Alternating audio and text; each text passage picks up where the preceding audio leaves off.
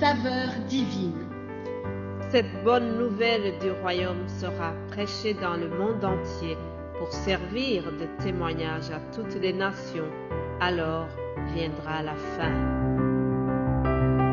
Ce pain céleste vous est présenté par Immaculée Niraneza. Je vous salue, très chers amis, à l'écoute de l'émission Saveur divine. Que le nom de l'Éternel soit élevé. Je le remercie parce qu'il me donne le souffle de vie ce matin. Je prie que vous soyez en bonne santé spirituelle et physique en écoutant ce message. Ensemble, nous allons continuer de voir le thème de cette semaine. Aujourd'hui, je vous apporte ce titre qui dit « Nous sommes appelés pour annoncer la liberté ». Alléluia. L'évangile de Jésus-Christ nous rend libres. Jésus-Christ est venu pour donner la liberté à ses enfants. Le groupe Exo a chanté en disant « Libre de nos chaînes, nous marchons vers toi. Ta main souveraine affermit nos pas, armés de lumière, couronnés d'éclat, soyons sur la terre, messagers de joie. » Alléluia. Voilà, chers amis, lorsque Jésus-Christ rentre dans ton cœur, lorsque tu donnes ton cœur à Jésus, il te rend libre, libre des péchés, libre des chaînes qui te retenaient esclave dans le passé. Lorsque vraiment Jésus libère quelqu'un, il le libère complètement. Et ce qui suit, c'est que la personne se sent vraiment heureux. Il ressent la plénitude, il ressent la joie d'appartenir à Dieu. Depuis l'Ancien Testament, Dieu a un seul souci, c'est celui de libérer son peuple. Il est sensible à notre souffrance et il veut nous libérer. C'est ainsi qu'il a été sensible à la souffrance qu'avait le peuple d'Israël. Il avait entendu leurs cris et il a envoyé Moïse pour les libérer. Exode 3, je fais juste un rappel de l'événement. Il est écrit, l'Éternel dit, j'ai vu la souffrance de mon peuple qui est en Égypte et j'ai entendu les cris qui lui font pousser ses oppresseurs, car je connais ses douleurs.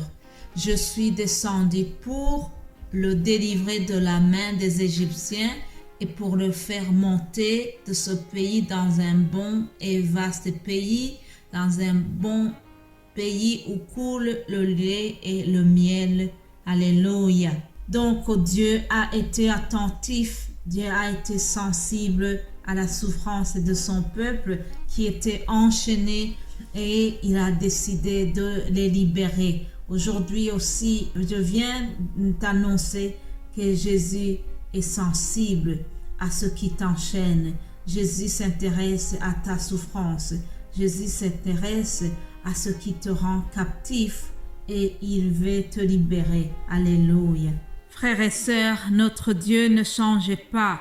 Comme il était au temps de Moïse, aujourd'hui en 2024, il est le même. Comme il avait envoyé Moïse pour libérer son peuple de l'esclavage en Égypte, de même, aujourd'hui, Dieu nous envoie pour libérer ceux qui sont sous l'emprise de la maladie, l'emprise de la pauvreté, l'emprise de la haine et de toute forme de pression que l'ennemi nous fait subir. Mais avant cela, chers amis, avant cela, il veut d'abord nous délivrer et par la suite, il veut nous envoyer. Alléluia. Oui, nous sommes appelés pour annoncer la liberté. Remarquez que c'est une grande mission qui nous a été confiée, chers amis. Et pour bien remplir cette mission, nous avons vraiment besoin de l'onction du Saint-Esprit.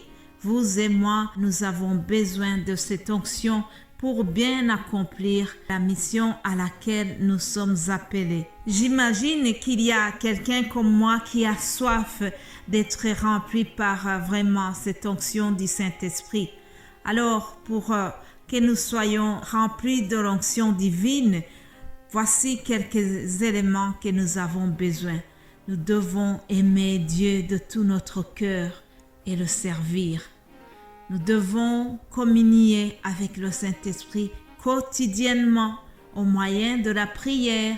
Et normalement, c'est mieux de faire sa prière matinale et commencer vraiment par parler à Dieu dès qu'on se lève.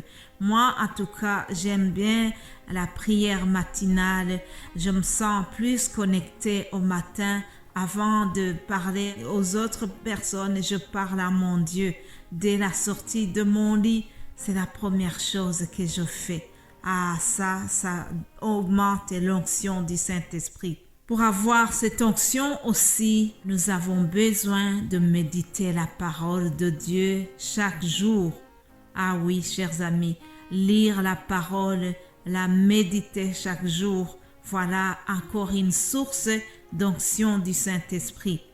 Nous devons également pratiquer la parole que nous avons lue. Il ne s'agit pas seulement de la lire, il faut aussi la mettre en pratique. Quelqu'un a dit une parole que j'ai beaucoup aimée. Il a dit la Bible, ce n'est pas un livre qui se lit, mais c'est un livre qui doit se vivre. La Bible n'est pas seulement un livre qui se lit, mais c'est un livre qui se vit chaque jour. Nous devons vivre ce que nous lisons dans la Bible. Nous devons pratiquer ce que nous apprenons dans la Bible. Voilà une manière d'augmenter l'onction du Saint-Esprit en nous. Pourquoi est-ce que je viens de citer tous ces points? C'est pour rappeler que si nous avons cette noble mission d'annoncer la liberté aux autres, d'aller libérer les captifs du péché, nous avons besoin de l'onction du Saint-Esprit. Alléluia. Rappelez-vous que je vous ai dit que nous sommes dans un chantier, nous poursuivons un chantier que Jésus-Christ a commencé. Lorsque lui-même il avait dit que l'Esprit du Seigneur est sur lui, qu'il a été oint pour porter de bonnes nouvelles aux malheureux, qu'il a été envoyé pour guérir ceux qui ont le cœur brisé, qu'il a été envoyé pour proclamer aux captifs la liberté et aux prisonniers la délivrance. Alléluia. Et toutes ces choses-là, Jésus-Christ nous les a confiées aussi, puisqu'il nous a dit, je vous envoie en mission et je vous donne mon autorité. En mon nom, vous chasserez les démons.